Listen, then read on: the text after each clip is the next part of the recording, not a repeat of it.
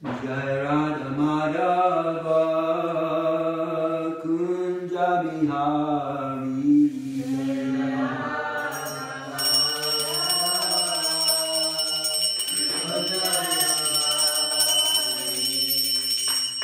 Gopi Janabalaba Girivaradari Gopi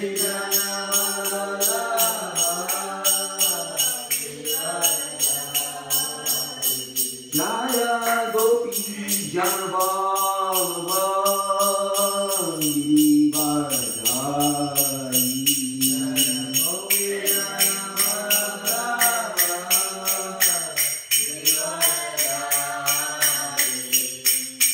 Yasoda Nanda Brajana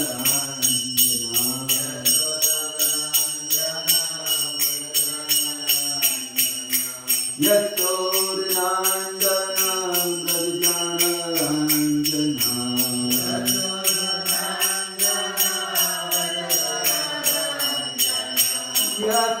Yasodananda Brajanaranjana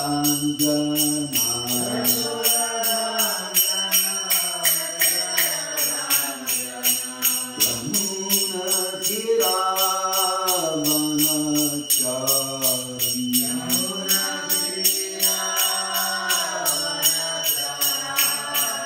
Yamuna Kiravanachari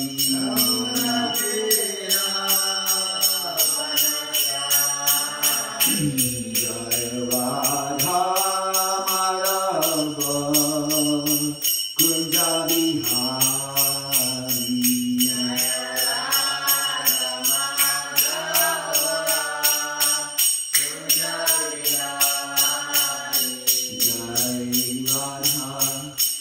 Madhava Kunja Bihari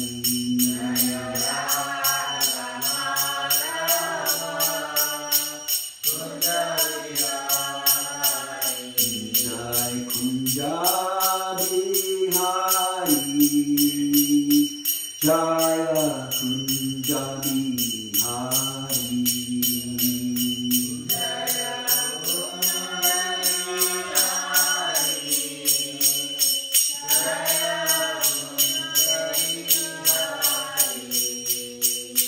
Jaya Radha Madhava Radha Madhava Radhe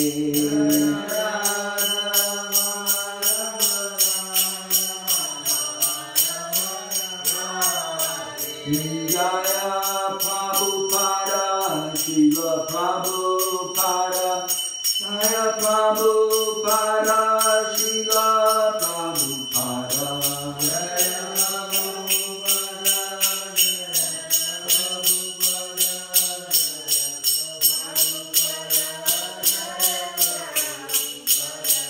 Jaya Gora Nitai Shri Shri Gora Nitai Jai Gora Nitai Shri Shri Gora Nitai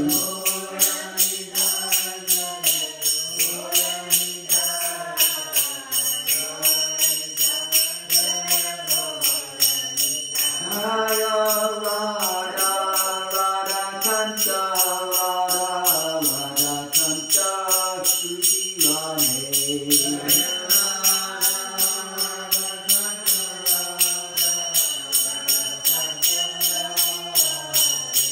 Jaya Radha Radha Kanta Radha Radha Kanta Shri Radhe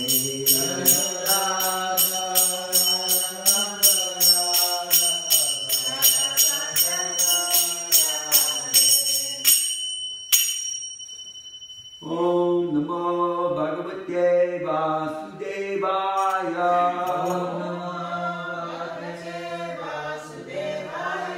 Om Namo Bhagavate Vasudevaya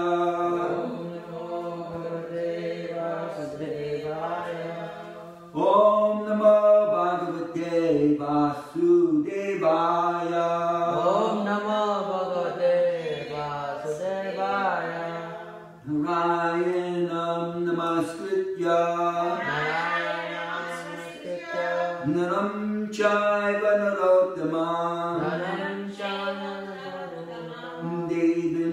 Saraswatim Vyasam Devim Saraswati Vyasam Tato Jaya Mudiraya Tato Jaya Mudiraya Nastapreshu Bhadresu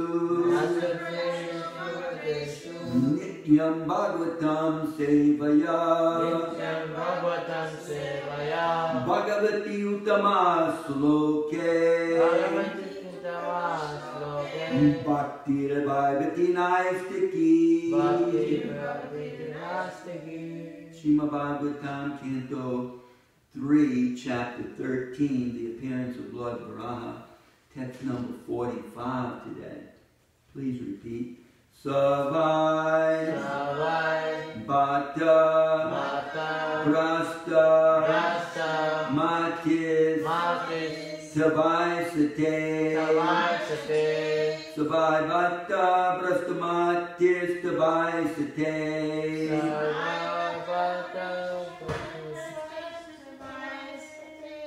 Yaha, Kamanam, Param, Aparam, Kamana,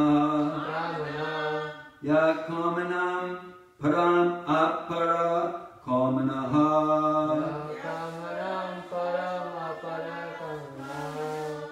Yad, Yogamaya, Guna, Yoga, Mohitam, Yad Yogamaya Guna Yoga Mohitam, Vishvam,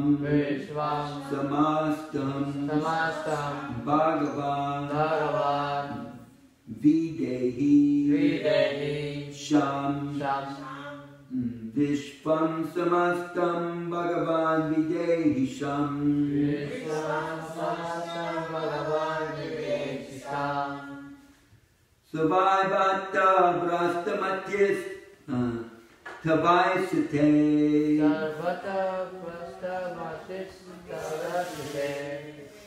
Yad Kamanam Paramapara Kamanaha Yad Kamanam Param Apara Kamanaha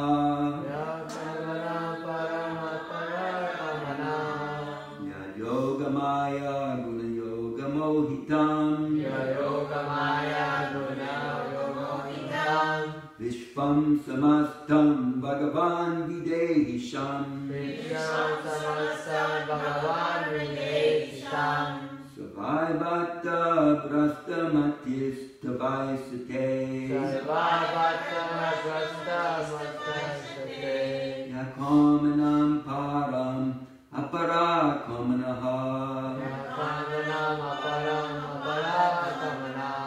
Yad Yogamaya Guna Yoga Mohitam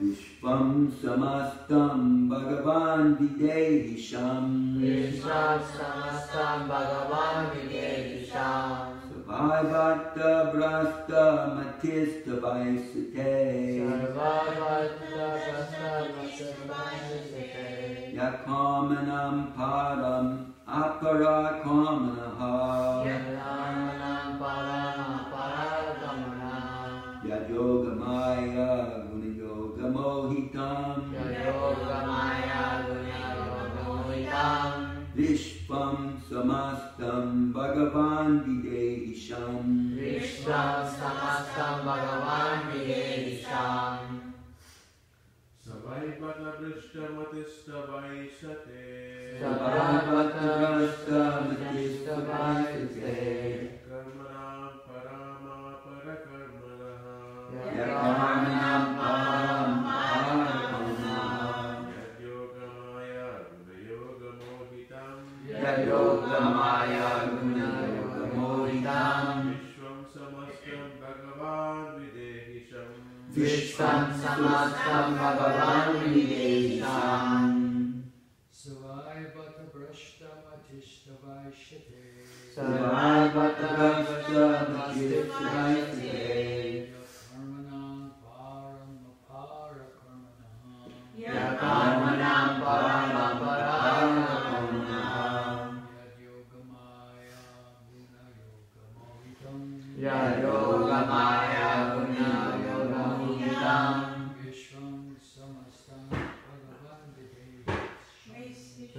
Vishvam Samastam Bhagavan Videsham Sarvabhata Prasta Matstas Tarvasate Sarvabhata Prasta Matstas Ya Kamanam Paramapara Kamana Yakamanam Paramapara Ya Yogamaya Guna Yoga Mohitam Yogamaya Guna Mohitam Visham Samastam Bhagavan Videsham Vishvam Samastam Bhagavan Videsham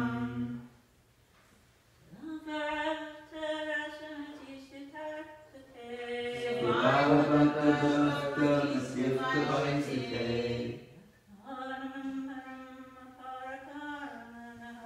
Yakamanam Paramapara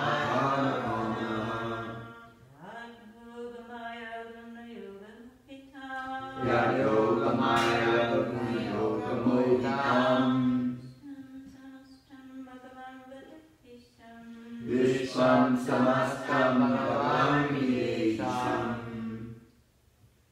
Sarvabhata Prasta Matstas Tarvasate Sarvabhata Prasta Matstas Vaisite Karmanam Param Apara Karmana Yakamanam Paramapara Yogamaya Guna Yoga Mohitam Yogamaya Guna Yoga Mohitam Samastam Bhagavan Videsham Visham Samastam Bhagavan Videsham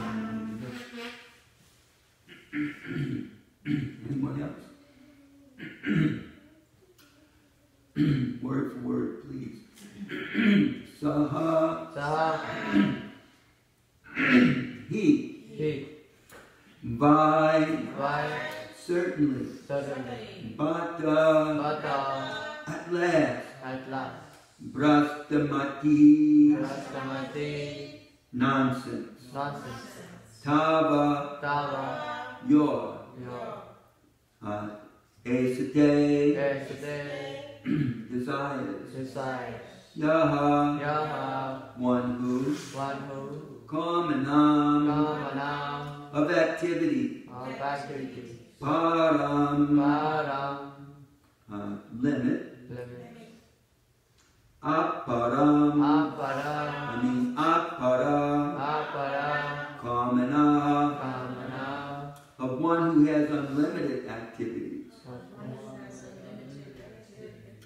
Yat Yat by whom by whom Yoga Yoga mystic power Mystic power Maya Maya potency First Guna Guna modes of material nature Nature Yoga Yoga mystic power Mystic power Mohitam Mohitam bewildered Build Vishvam Vishvam the universe the universe Samastam Samastam in total in total Bhagavan Bhagavan O Supreme Personality of Godhead O Supreme Personality of God Videhi Videhi just be pleased just please to bestow to bestow Sham Sham good fortune good fortune Translation please repeat O Lord O Lord there is no limit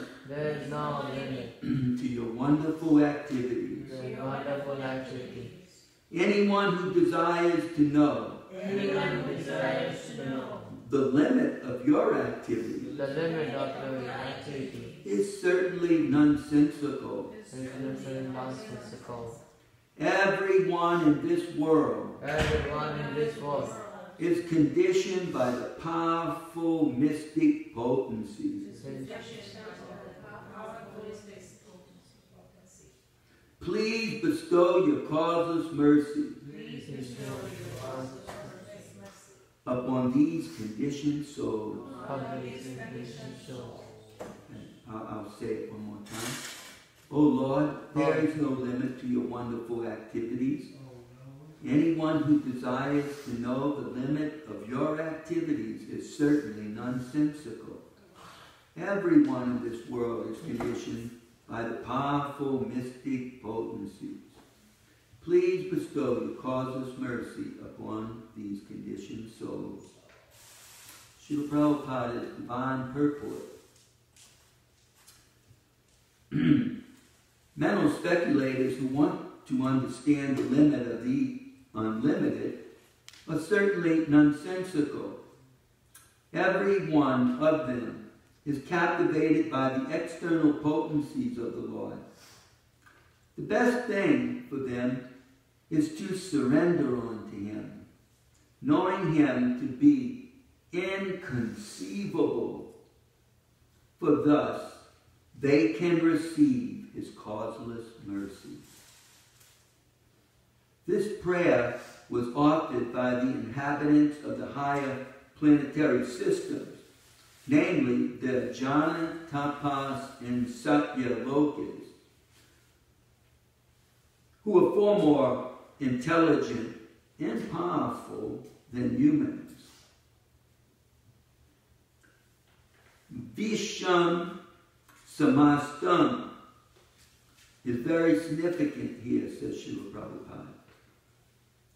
They are the material world and the spiritual world. The sages pray. Both worlds are bewildered by their different energies. Those who are in the spiritual world are absorbed in loving service, forgetting themselves, and you also. And those in the material world are absorbed in material sense gratification, and therefore also forget you. No one can know you because you are unlimited. It is best not to try to know you by unnecessary mental speculation. Rather, kindly bless us so that we can worship you with causeless devotional service. Rather, kindly bless us so that we can worship you with causeless devotional service. Thus ends the Bhaktivedanta purport to the Srimad Bhagavatam, 3rd Canto, 13th chapter, the appearance of Lord Varaha, text number 45. Srila Prabhupada Ki Jai. So this is the conclusion of the prayers offered by the great inhabitants of these upper planetary systems to Lord Varaha. And they concluded with a benediction, asking the Lord to bestow His causeless mercy upon all of His poor conditioned souls. The point is made in the verse as well as Srila Prabhupada's purport. Yad Yoga Maya Guna Yoga Mohitam, that we all under the control of the Lord's potency, being very minute, infinitesimal, little tiny expansions of energy from the energetic source, the Supreme Personality of Godhead, we naturally fall under the control of His different potencies. Now,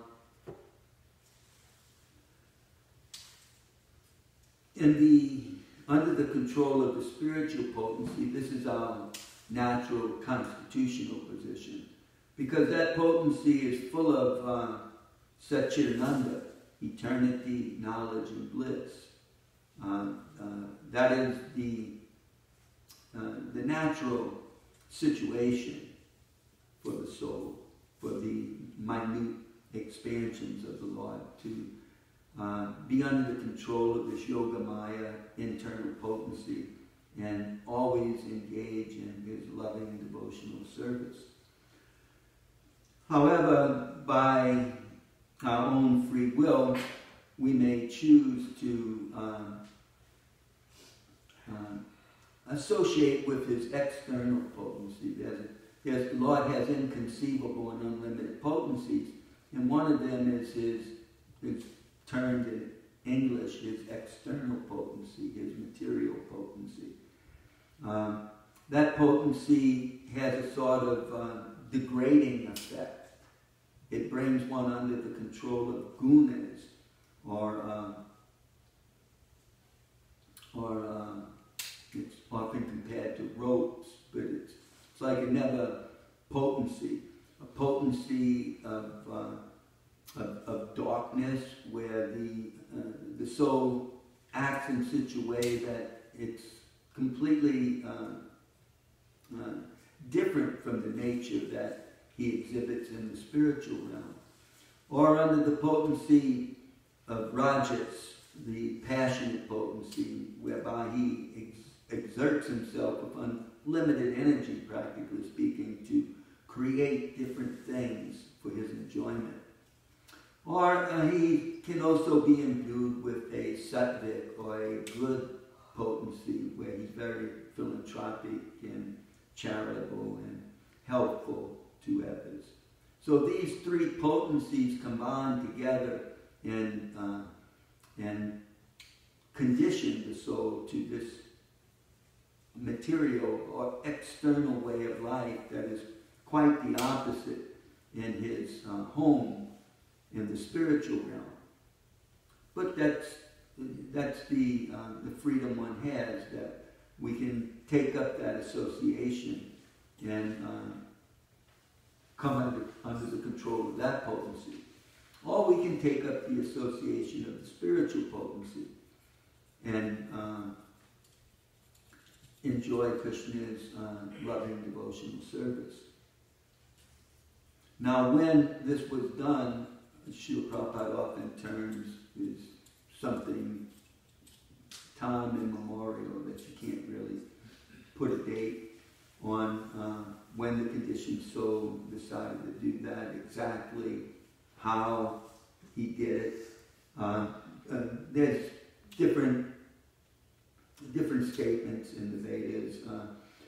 One says that initially one may begin as a Brahma, or universal engineer, chief engineer, creator, chief executive officer of the entire universe, working completely under the control of the Supreme Personality of Godhead. One may begin like that and gradually descend downward until one again ascends upward through the evolutionary cycle of life and gets the opportunity to again go back home to Godhead. So Srila Prabhupada, he said it's really not important exactly when and how we became conditioned or took up this material way of life.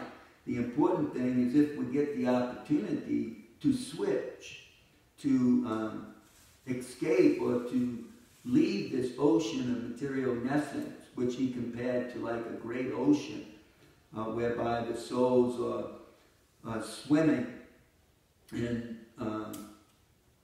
again simply entering into the ocean is an aquatic. You could compare that to again entering into the evolutionary cycle. We get the chance to become a human being with the possibility to get out, but if we don't desire that, then our desire simply brings us back into the evolutionary cycle, whereby eating and sleeping and mating and defending takes on all sorts of varieties, and the soul enjoys himself as different types of creatures, such as hawks, different types of birds, different types of aquatics, such as sharks, or maybe even little shrimp, or even different types of mammals like bears and tigers, etc.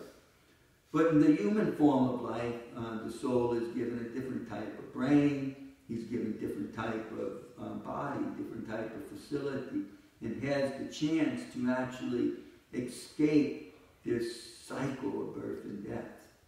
And again, take up his spiritual life, his eternal life, his natural life. Of course, Srila Prabhupada pointed out the difference here. The difference is in the material world, we're always attempting to enjoy enjoy our senses. We get a particular type of body, and we want to enjoy that body to the fullest extent. We want to enjoy those senses. Around the mind are the eyes, the tongue, the nose, the ears, and the we enjoy through our vision and our taste, our speech, our what we listen to, what we hear, like that.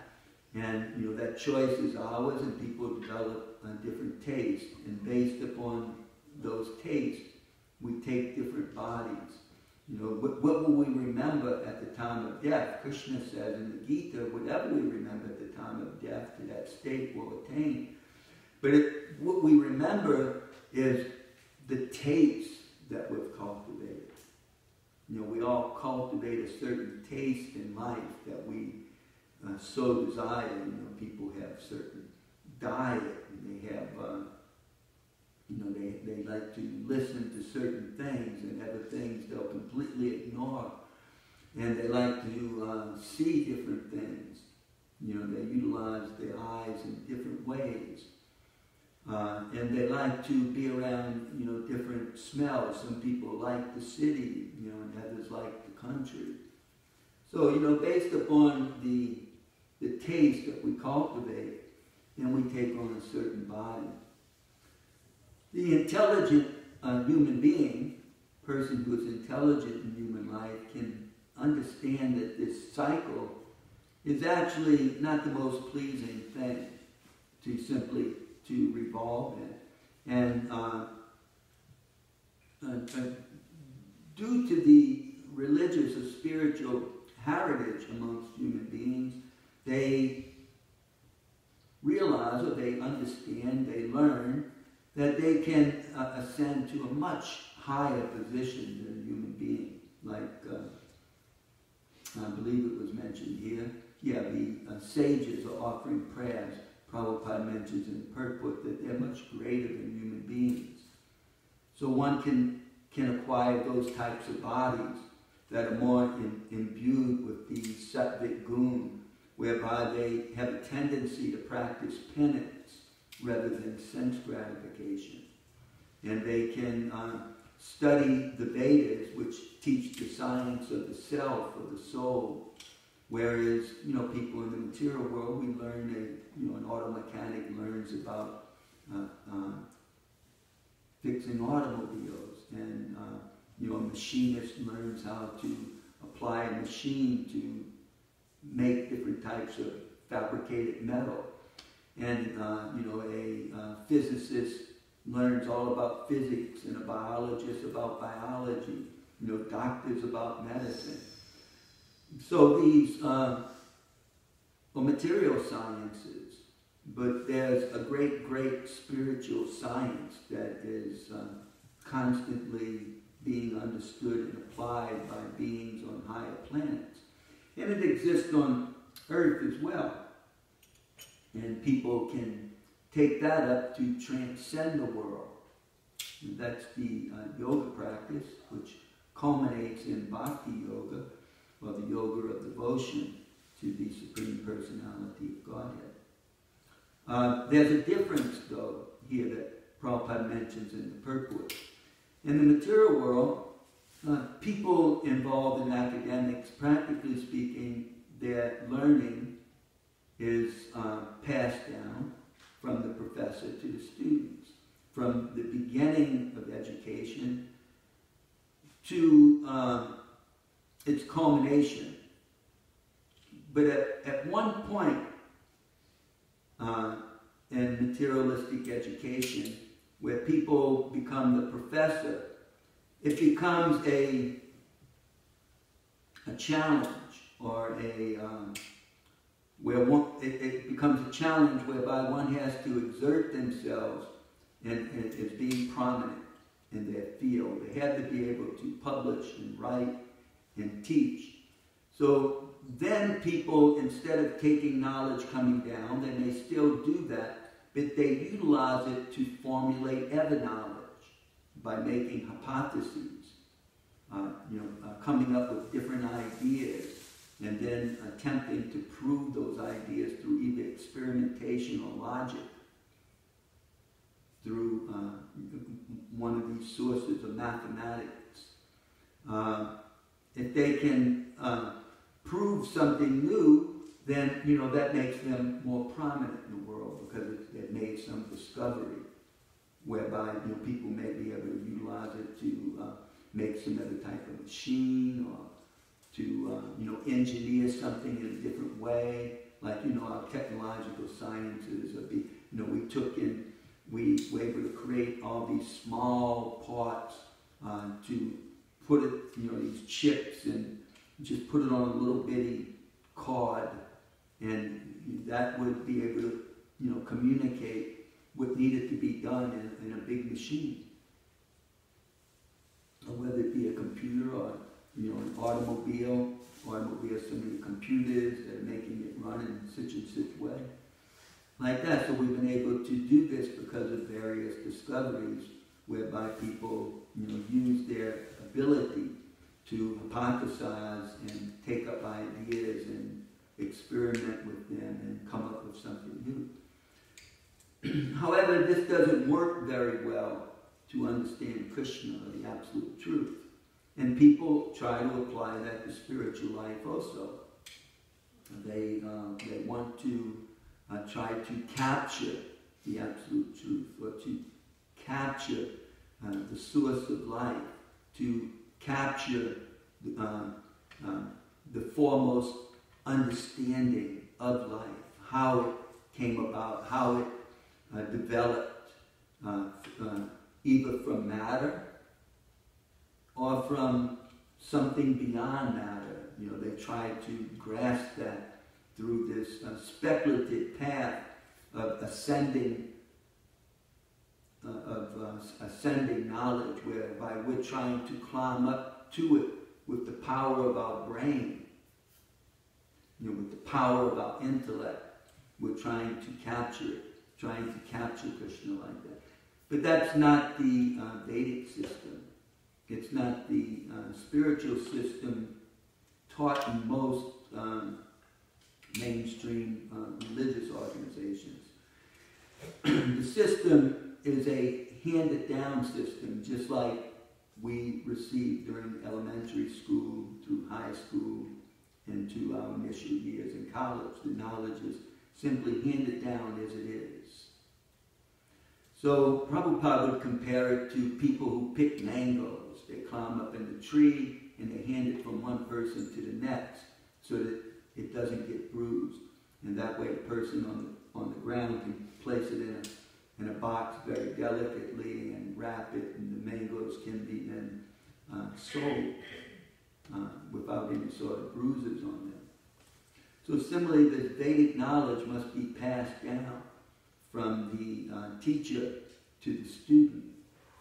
And the student must be able to pass it down to their students in the same way, without contamination, without changing it in any way. That way, Krishna can be realized. Krishna can be realized through loving devotional service, whereby we're not trying to capture Krishna, by our service or by our devotion. We want to, we're chanting very hard, we're studying very hard, we're working very hard. But if it's with the idea of controlling Krishna, it's with that same material mentality of sense gratification, whereby, we want to enjoy something. If, we cannot treat Krishna like that, whereby, we want to enjoy him. We want to control him. So we find that even sometimes amongst ourselves, amongst the devotees, we're working real hard, but it's with the idea of capturing Krishna. That's a false idea. We cannot capture Krishna like that. Krishna can only be captured by loving devotional service, which is surrender. We surrender to Krishna. We surrender to Krishna's devotees. We surrender spiritual master. We surrender to the devotional service of the Sampradaya is given to us by our teacher. We take it up and we do our best to please them. Otherwise, one can work hard also with the proper attitude and with the proper understanding of our relationship with Krishna. There's no fault in that. But if the fault is that I'm wanting to capture Krishna simply for my prestige, my so-called advancement, my enjoyment, then that's a false idea. By working like that, we will simply become purified in the line of devotion. We will understand, why am I trying to, control Krishna? Why am I trying to control, Krishna's devotees? I should simply have a service mentality. I should want to serve Krishna. I should be a service leader. I should teach by example, as Mayapur was pointing out yesterday, to serve Krishna and his devotees with a humble mentality rather than an arrogant mentality. It's interesting how in Varaha's pastime here, how he fights with this powerful demon who was the epitome of materialistic mentality. He controlled the whole universe. I mean, just think, if the temple president was such a dominating controller that that he would be telling everybody what to do. Mataji, don't wear that sari anymore. I don't like that. No, the deities can only be like this, not like that. Sri Rai, I want it done like this today. That's too expensive. We're not going to do it like that. Take that down. We're going to do it like this. Constantly micromanaging everything and everyone. To the extent that no one has no free will.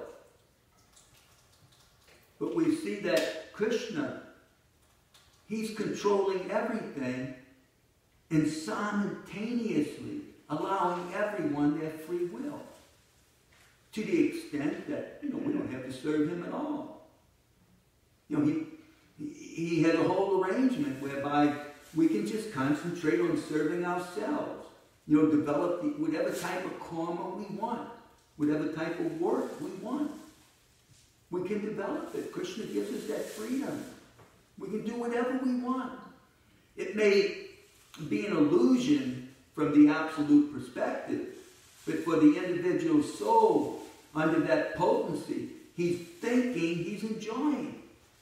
And Krishna is controlling the whole universe by allowing everyone their free will. Whereas for us, it's a task. If we don't become, and you find that in the world, there are leaders who become such extreme and harsh dictators that sometimes they accomplish big things, but at the expense of other people. At the expense of many things. And that type of leadership doesn't last forever. It eventually breaks down and falls apart.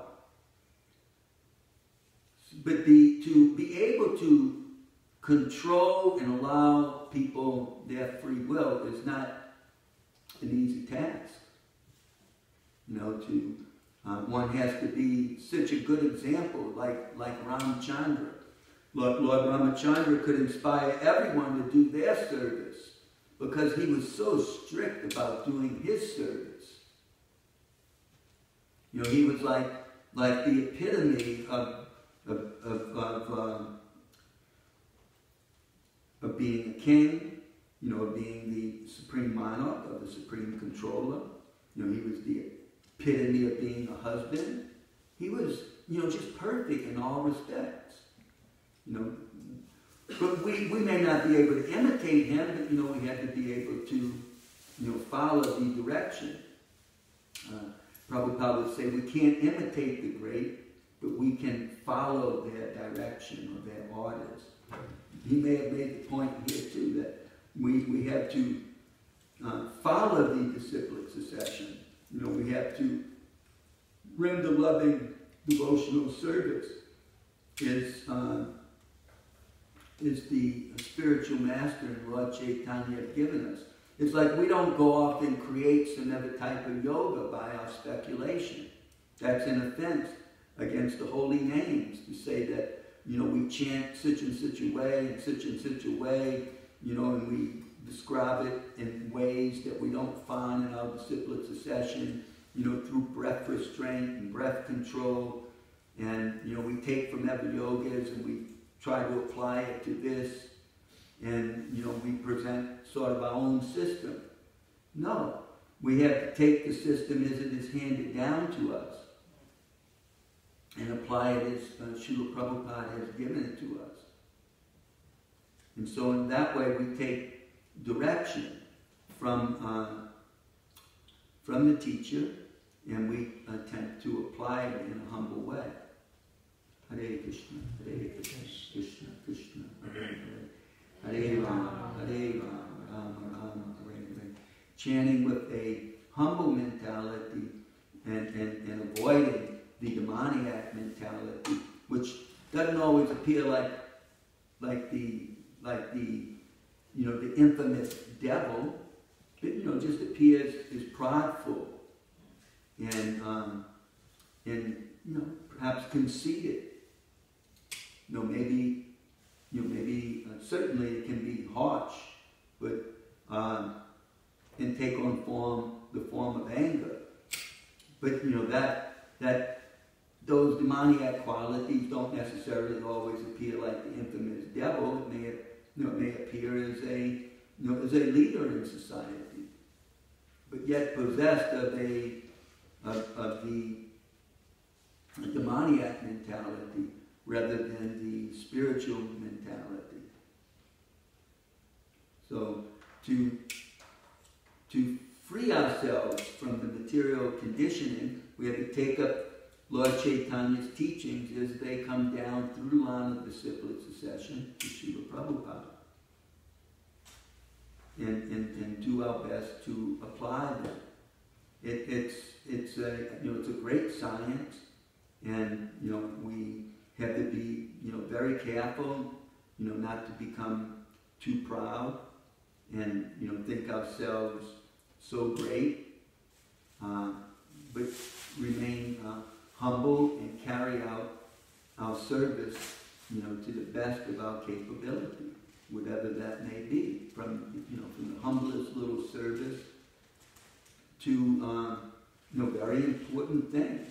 And there's always the possibility of a mistake, and one has to remain humble. Sometimes, especially in our neophyte condition, devotees make mistakes, and it can be a big mistake, it can be a big catastrophe even. But what can the devotee do? But remain humble and do their best to serve Guru and Gurunga and accept whatever chastisement comes to the line of disciplic succession and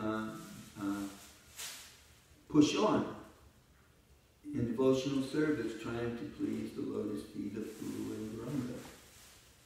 So it's past time now. We'll have to stop for today.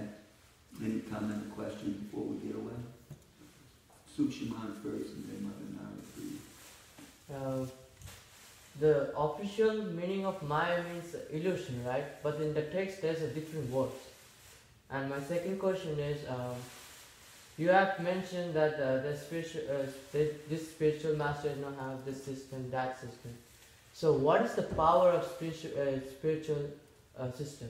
May I know that? What is the power of spiritual system? The power of the spiritual system. Yeah. The first one wasn't a question, right? It was just a comment about Maya can mean different things. I mean, we commonly translate it as illusion, but yes, it can mean different things, like work, or energy. Can mean energy. It can have different meanings, and so you have to understand the context of the word. Okay.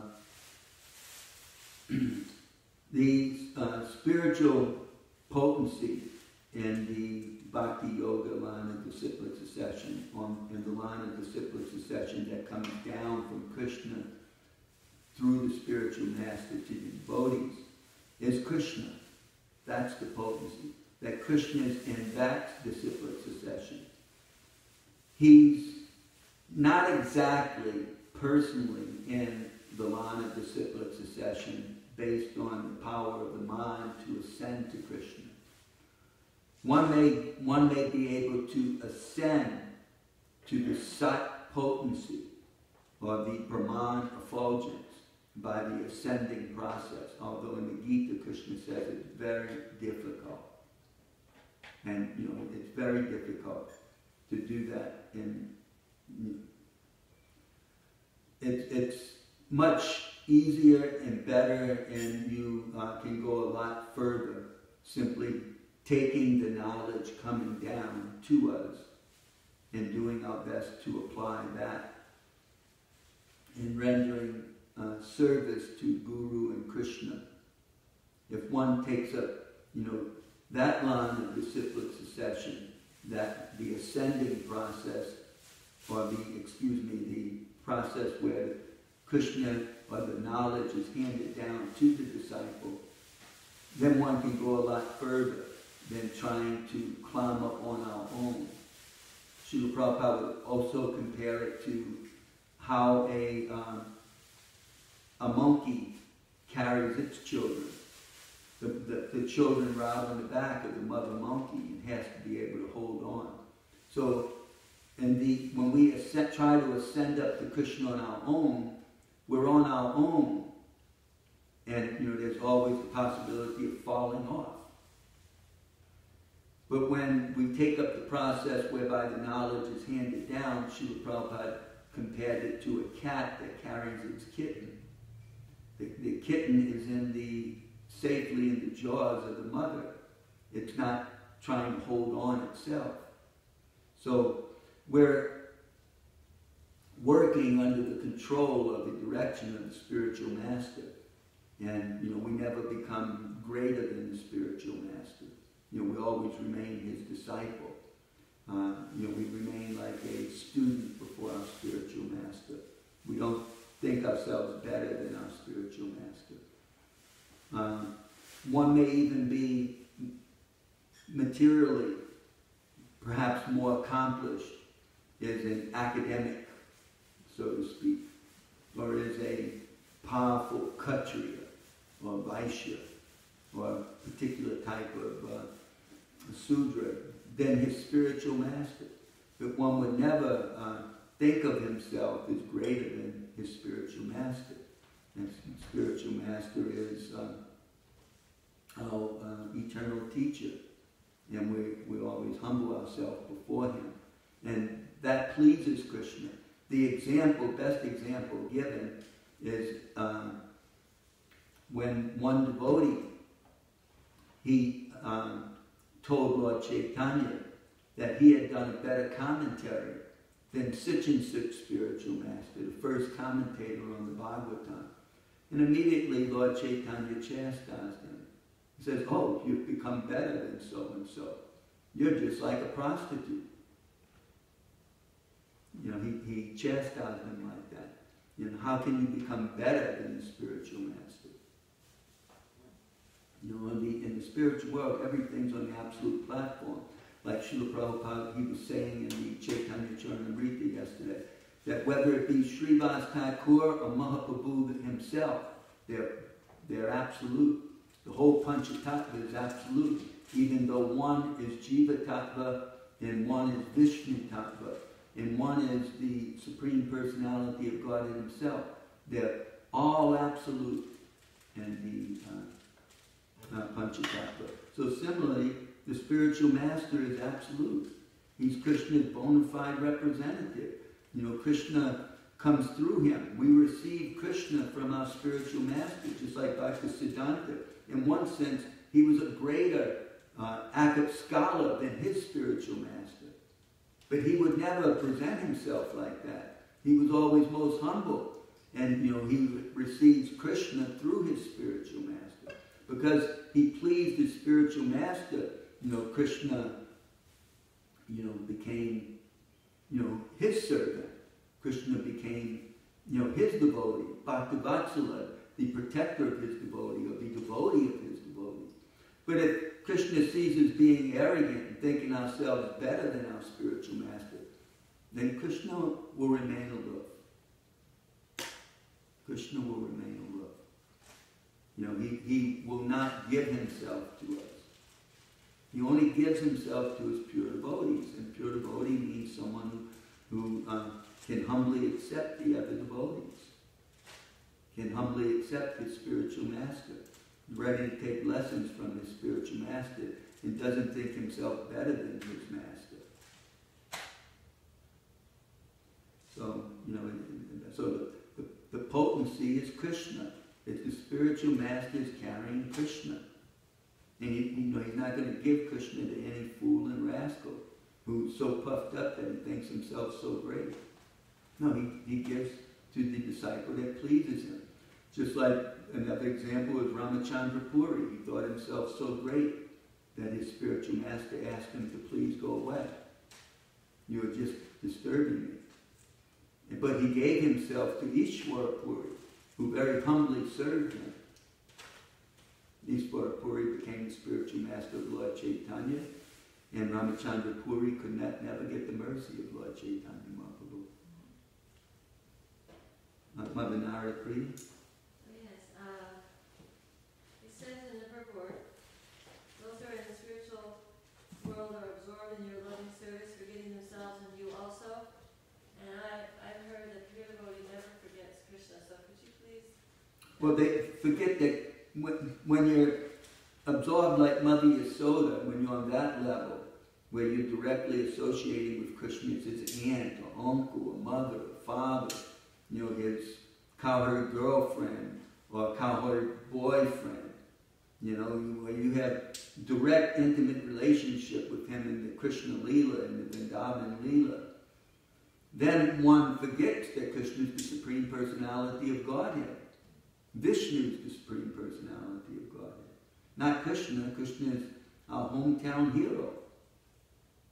You know, he's our Krishna from Vrindavan. Yasoda Mai and Nanda Maharaja's son. He's our, you know, he's our nephew. He's our son. You know, we love him. That's how they forget Krishna. They never forget him, but they forget his absolute position is God. You know, they don't see him as God because then that demands some sort of awe and veneration and reverence. That's reserved for Vaikuntha or Vishnu. Krishna in his form is Vishnu, but not for him and his Leela is Krishna. There, everything is just based upon loving attraction. They love him because of his beauty. They love him because of his speech. You know, they love the way he walks, talks, the way he sounds, the way his hair looks, you know, the way his body glows, just everything about him, his teeth and everything. That, you know, it consumes them. And so that's what it's meant by forgetting Krishna. They forget deep down that he's Sarva Karana Karanam. He's the cause of all causes. He's the Supreme Personality of Godhead. No, he's Krishna. They love him so much that they even deviate from their Vedic ritual. It is exemplified in the Govardhan Puja. You know, they gave up the sacrifice to Indra, who had been blessing them with rain, simply on the persuasion of Krishna. Can I mention something too? What comes to my mind is how Krishna doesn't want to see that when something's interrupted, but when he was asked to show his mouth because he was eating dirt that day, and all his cowboys and Balaram were telling him, "Oh, Mother Yasoda, Krishna has been eating the dirt." That when Mother Yasoda asked him to open his mouth, and there was that beautiful universal form. For that time, Mother Yasoda was having this awe and reverence. So it was like interrupting the loving relationship as the mother to the son. So finally that Maya came in and she was able to. So I'm saying my realization is that Krishna, he likes to give pleasure to his devotees. He likes reciprocating in that way, in that loving way, just like Mother Yasoda and the. But Prabhupada says, but he always remains the Supreme Personality of Godhead, and at any time can manifest himself as such.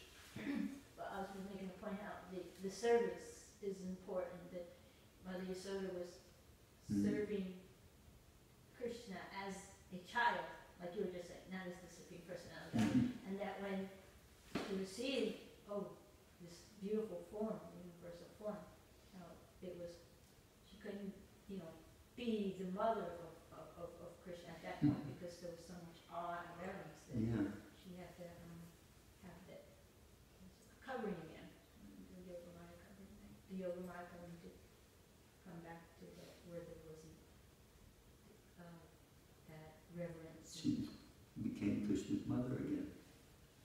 Okay, Mother Narada Priya. Well, what about when, this came to my mind, Mother Yashoda, when the milk started boiling and she set Krishna down, she ran to get the milk. It seems like she did forget him for a moment. Well, it's hard to say, I mean, you could see it like that, but you could also see it that she didn't forget Krishna. She just had to go take care of the milk.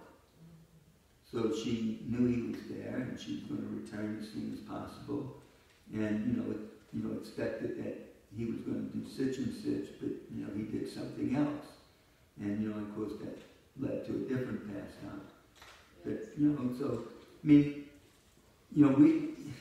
it may not be a perfect comparison, but if we set our child down somewhere and we run to do something, we don't necessarily forget them.